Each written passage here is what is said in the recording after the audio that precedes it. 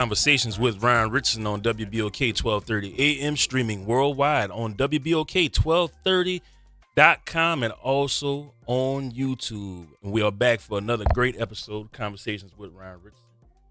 And I would like to welcome my co-host. He's not the man of the hour, but he's sitting in the air chair today, Reverend James Jackson from Plymouth Rock Missionary Baptist Church. How are you, sir? I am well, brother. I'm well. Blessings. All right, man. How you been? I've been all right. Won't complain. God is good all the time. So we're going to keep giving him praise as we go through our day. Yeah. And hopefully we can bring someone closer to him as we walk. All right, man. And I would like to also welcome the man of the hour. He's a longtime friend of mine. He's followed me through numerous media outlets and radio stations. Always a pleasure to have him on my show, Mr. Anthony Jermaine. Anthony, are you there? Yes. Good morning, Ron. Good morning, Reverend. Good morning. How have you been, man? I'm doing okay, doing just fine. And before I forget, I'd like to congratulate you on your new book. I can't wait to get it when it comes out. Yeah, man, I appreciate it. So I want you to introduce yourself and, do your own honors. Okay.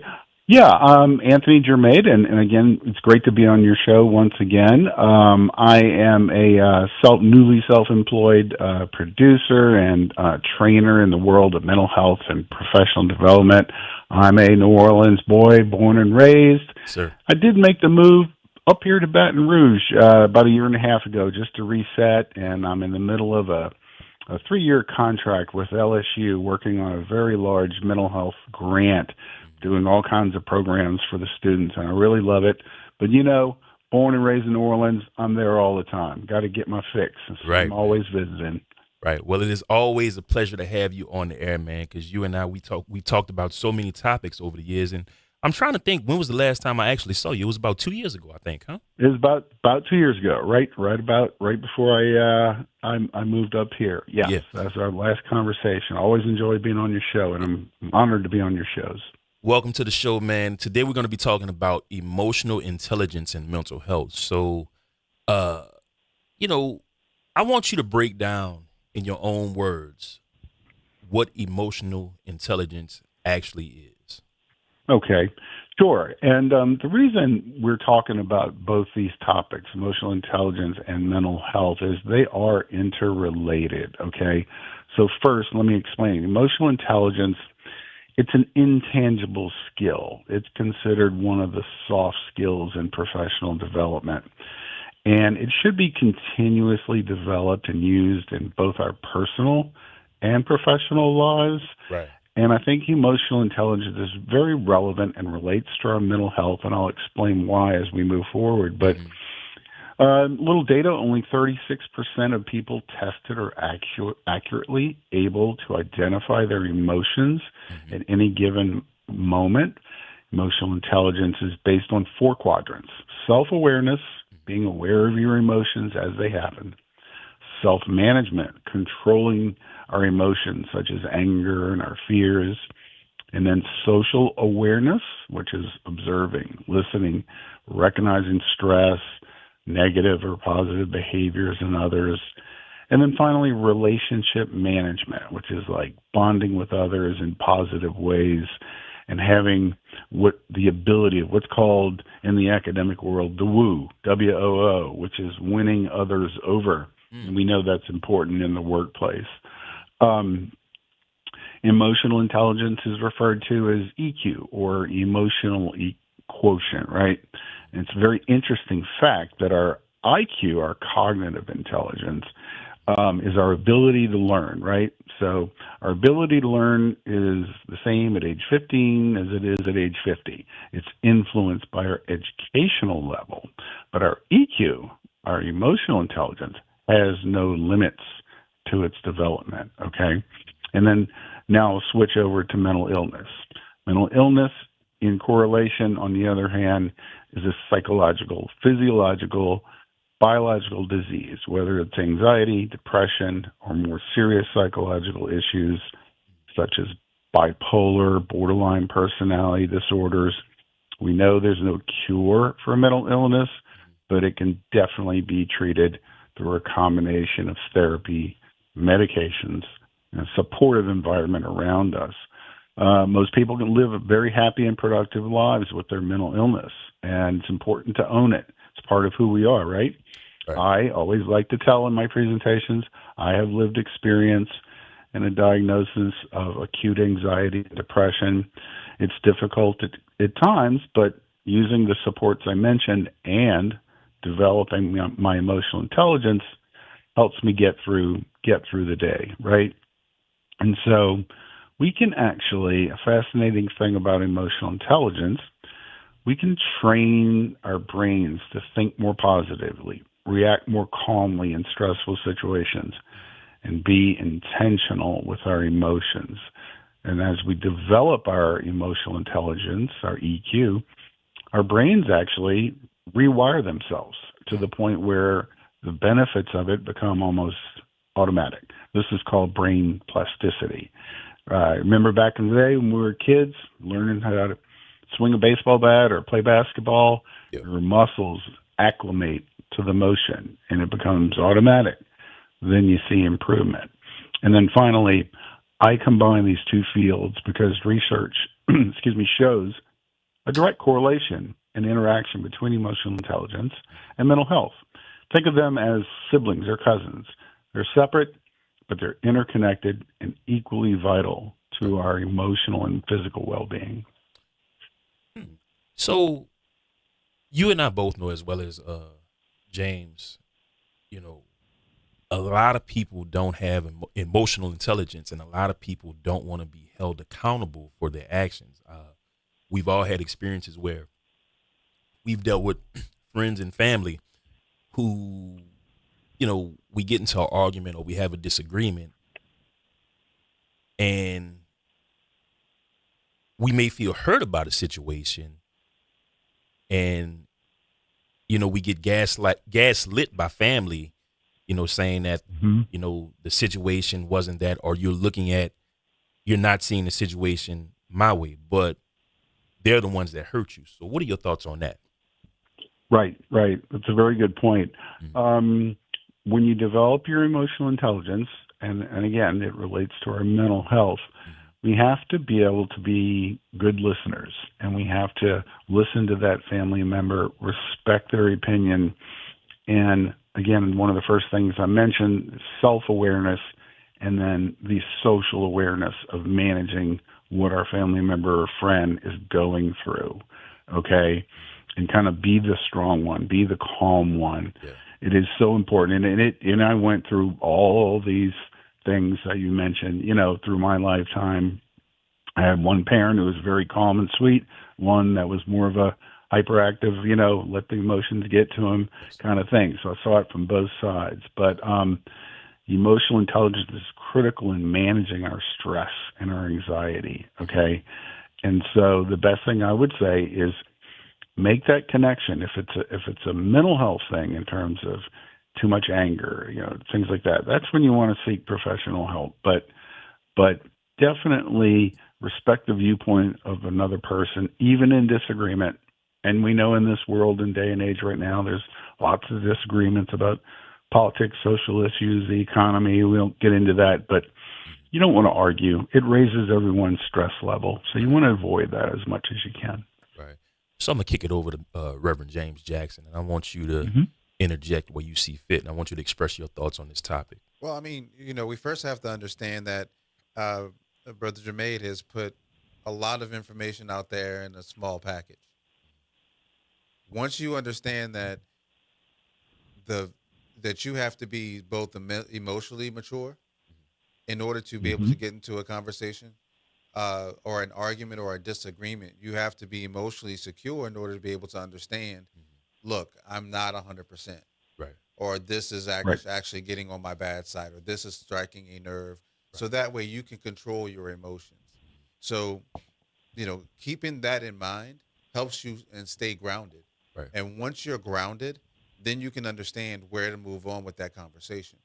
If you are in a conversation or an argument with someone who is not moving, then you should not be in that conversation because they're not going to move. And that's my opinion. But, some people like to argue with a brick wall. But, me personally, I I'm a person. I'm a brother who understands that if you're not going to move, if you're not open to what's being said, then I'm just talking to a brick wall, and only a fool will argue with a brick wall. Hmm.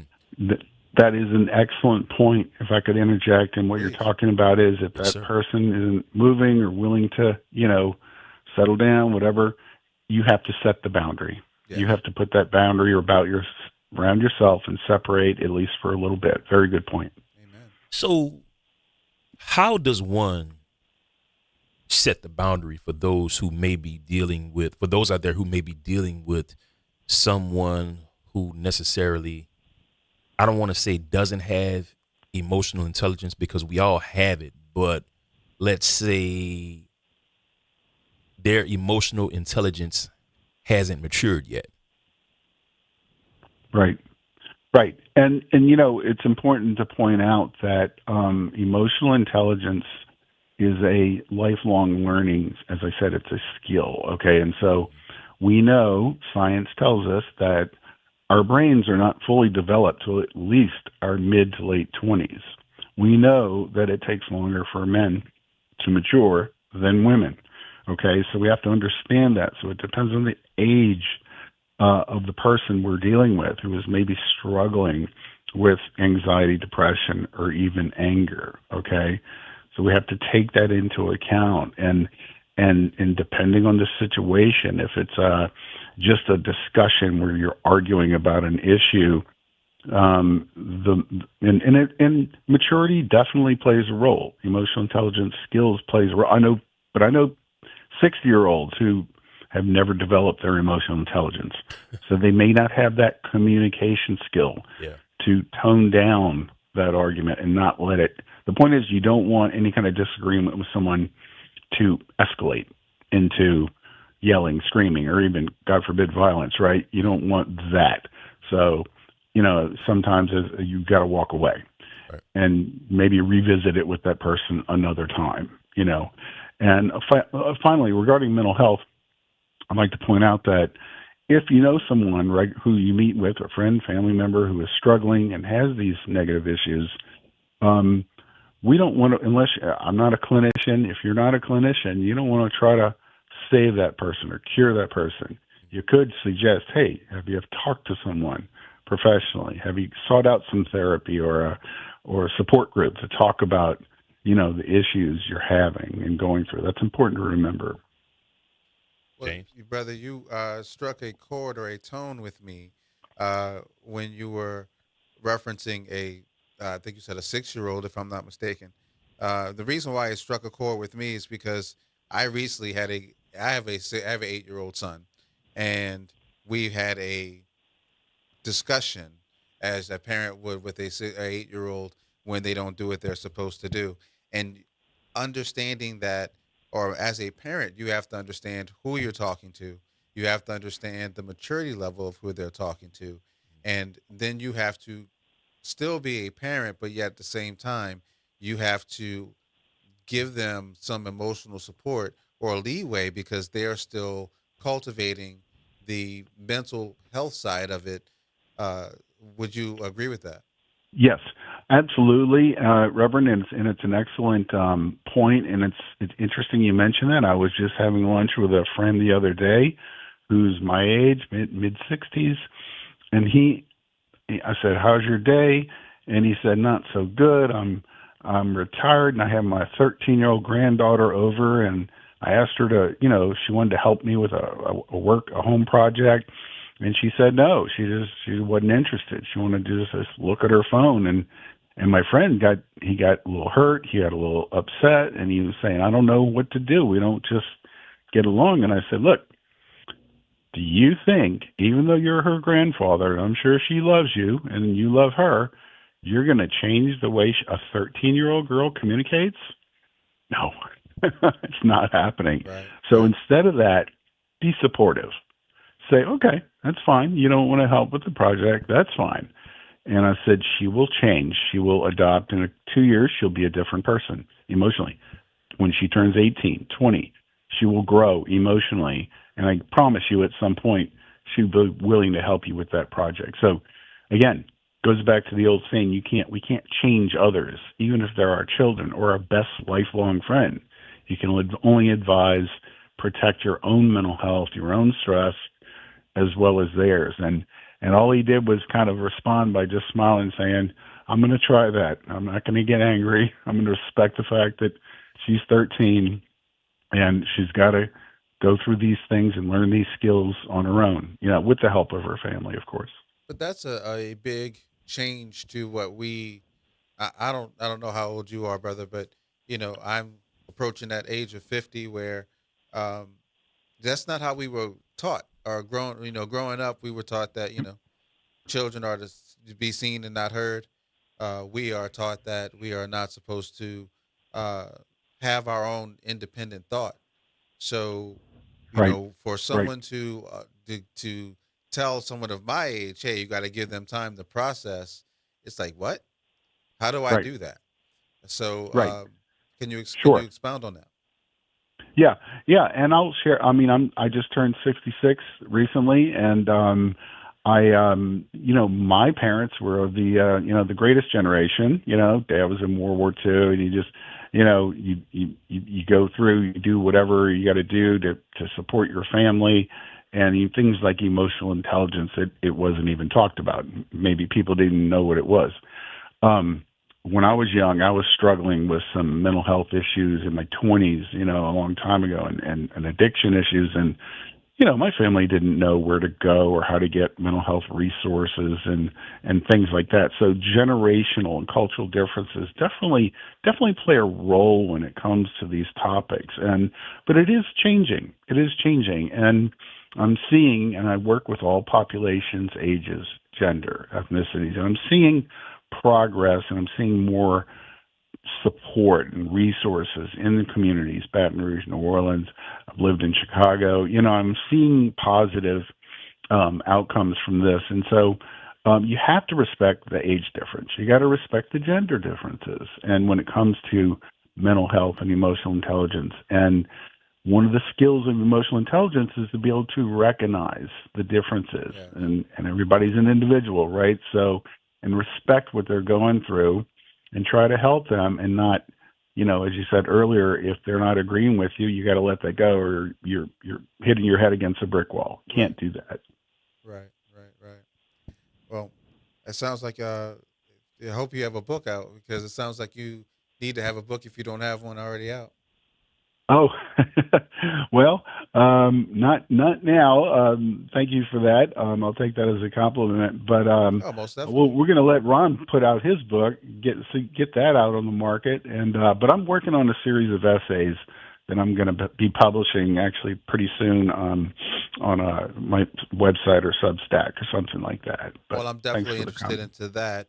I do have another question for you.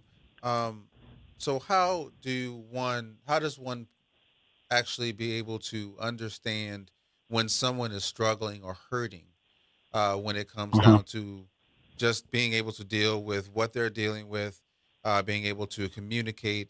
How do we deal with that emotional issue as far as the on being on the receiving end of the conversation, Right. so to speak? Right. That's a good question. And the signs that you want to look for when we see if someone's struggling emotionally, again, depends on their age, their stage in life. Let's just take, for example, a young adult, maybe. Well, with children, we'll start with children. Children, behavior changes if they start acting out, if their grades start dropping, if there's a family issue going on. Unfortunately, maybe if their parents are having relationship issues, or worse, a divorce, or if they moving to a new neighborhood even, or a different city, really affects children. So you got to identify what could be triggering their change in behavior. So when you take children, say maybe 8 to 15 or something, they're already going through biological changes, right? But when you add in what we call environmental changes, all the things I mentioned, plus the stress of the country right now, you will see their changes in these behaviors, their grades. They might isolate and just want to be in the room on their phones. You cannot let that happen, whether it's children or a senior. with dementia setting in. You can't let them isolate. It's one of the worst things you can do. As I said earlier, I work with staff and college students, and I really, really love it. But a lot of college students, and they're very, very bright. But the freshmen, sophomores, they're still teenagers. They're 18, 19. They are not fully emotionally developed. And I see them, and I see the signs. Some of them are stressed out. They talk to me. Where can I get resources? And if I think they need therapy for their stress, depression, or mental illness, I'll refer them or to a professional clinician or something. But there are always signs, and sometimes it comes out as anger, isolation, detachment from friendships, not being as social maybe as they once were. So it depends on their age. It depends on what they're going through, but you definitely want to be, as their friend or family member, observant. And again, that's where emotional intelligence comes in, specifically social awareness, observing that their behavior is changed. And while we're on that topic, if it's okay, I'll mention a few things regarding mental illness. Oh, you don't ever have to ask if it's okay. Go right ahead, please. Go right ahead. Okay. Yeah. So remember back in the day, if someone was someone you knew, a family member, an uncle, or a friend, I don't know, if they were struggling with mental health, anger, or an addiction, alcoholism, whatever it may be, people would say, no, don't. If they're threatening self-harm or harming others, don't say anything. That might trigger them to actually do something. Well, research absolutely points out that saying, "Are you okay? Are you thinking of threatening? Are you thinking of self-harm or anything like that?" That does not encourage them to do self-harm. It actually means when you reach out and say, "Are you okay? Are you thinking of harming yourself? Have you gotten any professional help?" It actually is a form of communication. It tells that person that you care about them and you want to, see if you can get them some help. So that's just kind of an old cliche thing that I wanted to sort of rectify and update people on, your listeners on.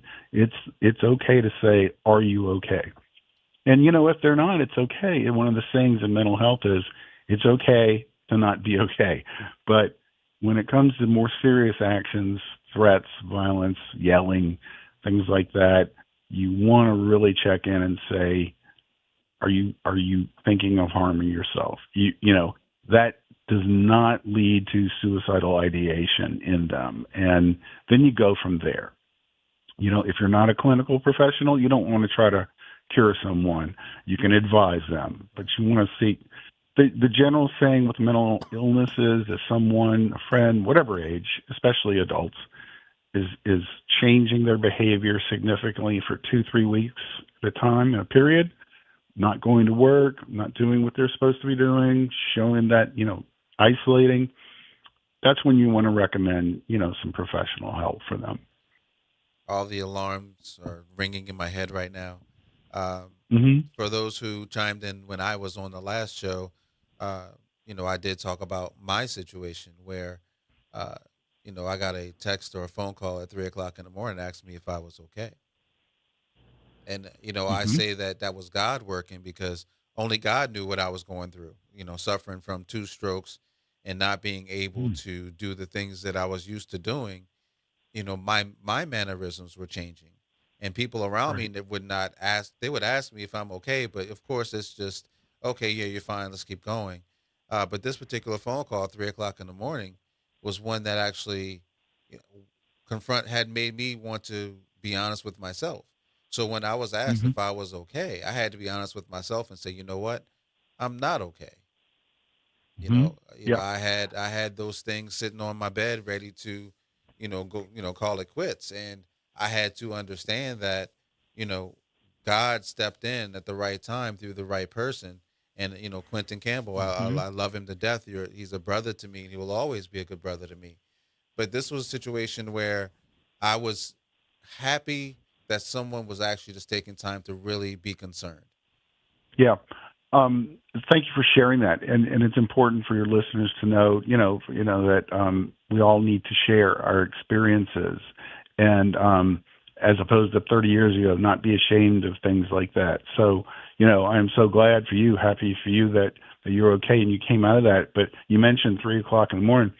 I used to, and still do at times, I mentor some young people, through the LSU community and other friends I've had. And sometimes I'll get a text in the middle of the night and they're struggling, with their mental health, or maybe it's a traumatic event, a relationship problem, lost a job, whatever. And we've all been through all that, right? Right.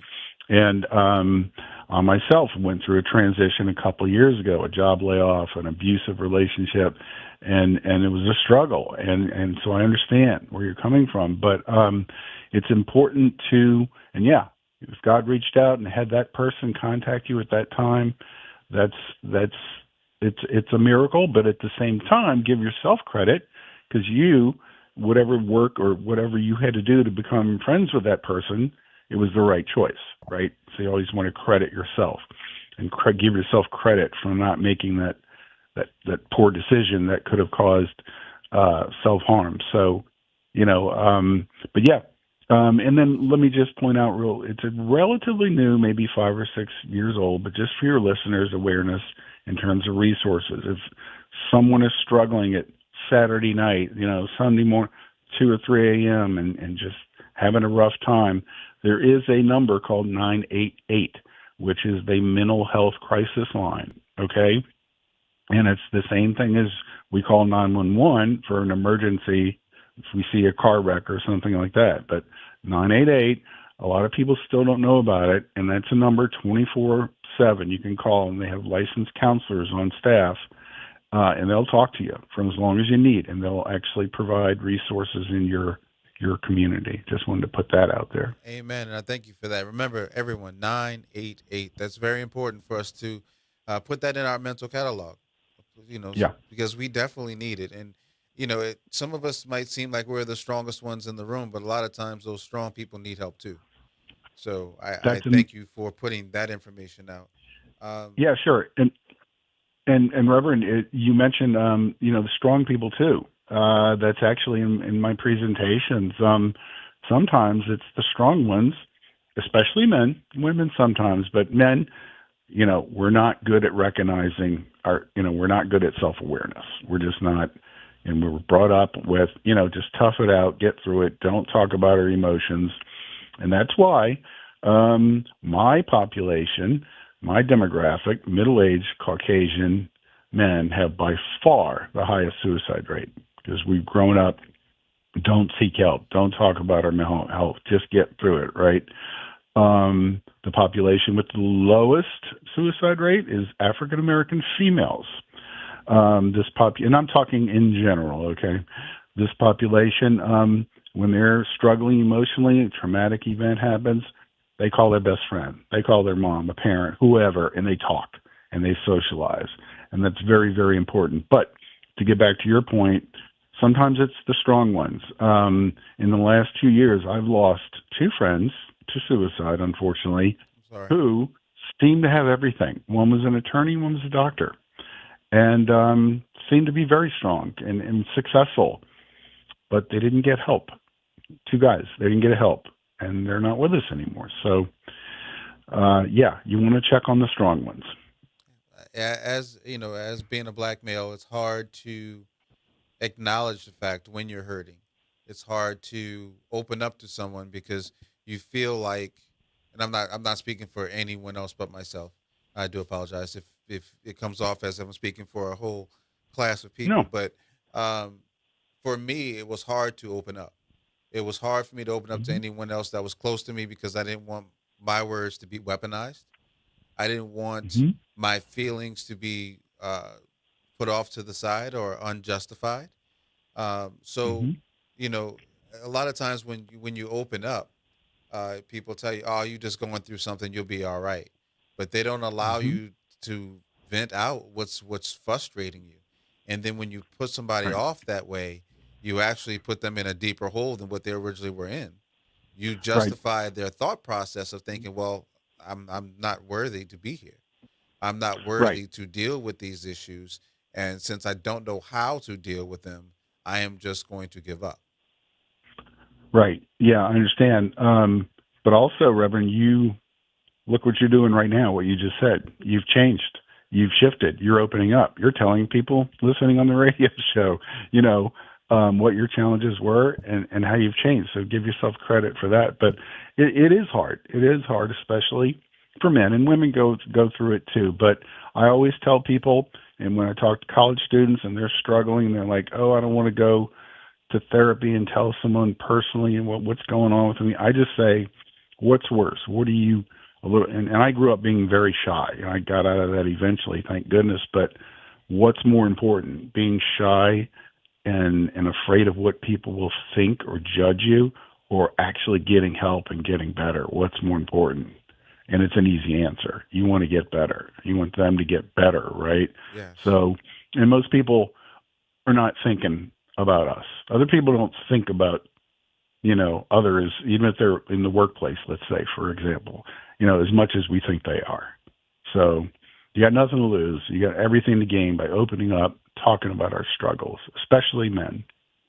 Well, I want to just touch on the spiritual side uh, for me, or for any listeners out there who don't feel like they have someone that they can lean on to or they can call.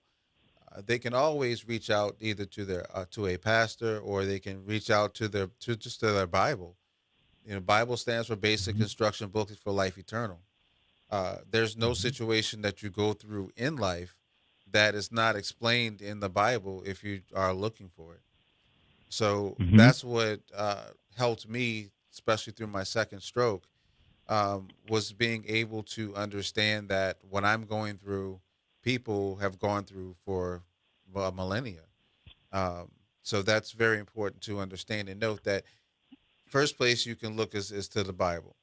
And then once you start asking questions and start asking God for healing and for understanding, then He's going to bring the proper people into your life to help you make those decisions to get out of that hole that you are in. So, Right. uh, Brother Jermaine, I thank you, thank you, and I'm going to encourage you every day. Now, I'm gonna get your information, so I'm gonna make sure I text you to please write that book, because I definitely want to get a copy of a Oh, book that we can sit down and continue to attack this mental health situation that's going on. yeah. Yeah, I appreciate that, and absolutely. And you mentioned reaching out to churches. That's one of the best resources in Baton Rouge and New Orleans. There's numerous churches for people to go to and to find help and just to have someone to talk to. And the LSU campus is a huge university, obviously, and there's multiple churches because there's and denominations because there's students from all over the world here, and and so, in reading the Bible, I remember my mom was 85 years old and starting to get sick and struggling with her health. And she was always, went to church when she could, but not, I would say, particularly, she was a good Catholic, but in her later years, as it got tougher, she went to church less, but she would read her Bible, and it made her feel better. So that's a good point. Whatever works for you. So, but community resources, churches, support groups. If someone's struggling with a particular mental health, episode, like losing a friend to suicide, losing a parent, that's something that happens a lot in Yes. our 50 to 60s, and our age range. We may be taking care of kids and then taking care of our elderly parents at the same times. Yeah. That's stressful, and we Yes. need support. And there's more support groups out there in these communities, churches and nonprofits than I've ever seen before. Well, that is the perfect segue to my next question. What is one small daily habit that someone can do to strengthen both their emotional intelligence and their mental health? Yeah, that's a good question. The first thing I would say is to, on a daily basis, be mindful, be intentional with your thoughts and how you communicate with people. We all go through, even people who are educated or successful in their jobs and everything. We all go through our struggles, especially right now, as I said, with the world the way it is right now. Um, Journaling, reading, and just having that calm time Exercise. And that sounds simple, sounds like a cliche, but if you're feeling stressed, go take a walk. Exercise, swim, do whatever you got to do to relieve that stress. It sets off those dopamines. So, another reason I combine emotional intelligence with mental health, because it's sort of like, again, a learned skill set in emotional intelligence along with your physiological well-being. And the most important thing, I would say, socializing, okay? Social interaction. I'll use myself as an example. I work from home, but then I can do, the couple of days working at home inside, getting my work done. I've spent half my life traveling for work, cooped up in hotels, airplanes. Everybody went through COVID, right? So you get used to working from home. But after 2 days, maybe 3 days, I got to get out. I go to a coffee shop. I go study. I go work on campus, right? Just to go have lunch with a friend, watch a game, just to have that social interaction. Now, while we're on that, not to get sidetracked, but our young people, they kind of have that social interaction when they get to the, later teens or college years, where they can drive, go out and visit friends, go to parties, whatever. Right. The younger ones, that's when the phone becomes a problem, the cell phone devices. That's when they get into isolating. But our seniors, okay, if I could just expound on this for a minute, if you would let me. Please, go right ahead. It is so critical for us to check on our seniors, okay? And I'm not talking about just, sending them a birthday card for their birthday, or having them over for dinner for the holidays, or checking on an elderly neighbor before a hurricane, like we're so familiar with in New Orleans and South Louisiana, but check on them regularly. Seniors, even if they're physically healthy, and I'm not going to even put an age on it, your seniors are technically start at 60. I've been a senior for 6 years, right? I'm a volunteer for AARP Louisiana, so I get all their research, and I help them do advocacy and public speaking on different topics that affect seniors. And the number one thing I hear over and over is isolation, okay? And we all have seniors in our lives, whether they're a grandparent, a parent, or a neighbor, or somebody. Going to your churches, I'm sure you see seniors there, okay? Yes. And so we always want to check on them. And, especially in particularly, LSU has a great program, and I keep mentioning that just as a reference. So they combine this student club, goes into the nursing homes for seniors in the community around Baton Rouge once a month, on a Sunday, and they'll play bingo with them. They'll do arts and crafts. They'll read to them. They will just sometimes sit and talk to seniors, and these seniors love it. And it's that social interaction, especially with younger people, that is so, so important. And finally on that, I don't know if y'all have watched the NASA Artemis thing, the whole 10 days. I've been obsessed with that. And I found it interesting. I kept making the correlation when they landed, splashed down last night, and they put out an inflatable, what they call a front porch, for the astronauts to step out of the capsule onto that flotation device so they could get lifted out to the ship. And I kept thinking, that's a New Orleans thing, the front porch, right? That's where we all grew up, sitting on the front porch. So you walk in your neighborhood, you see an elderly person sitting on the front porch, go talk to them. You'd be amazed at how much they'll appreciate that. So Didn't mean to get sidetracked, but I'm always concerned about our seniors.